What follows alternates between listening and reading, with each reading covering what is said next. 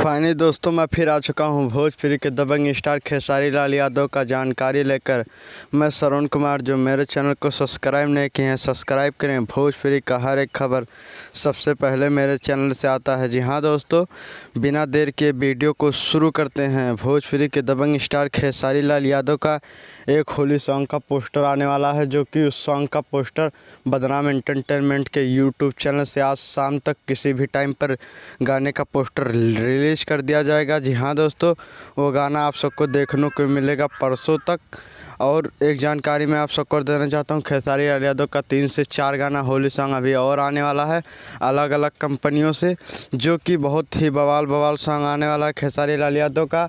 एक नज़र डालते हैं उनके पुराने गाने पर, जो कि पुराने गाने होली के सभी धमाल मचा रहे हैं। यहाँ दोस्तों, आप सबको यह वीडियो मेरा पसंद आए तो ज़्यादा से ज़्यादा लाइक करें, सब्सक्राइब करें, कमेंट करें। फिर मिलेंगे एक नए वीडियो के साथ दोस्तों। धन्यवाद दोस्तों।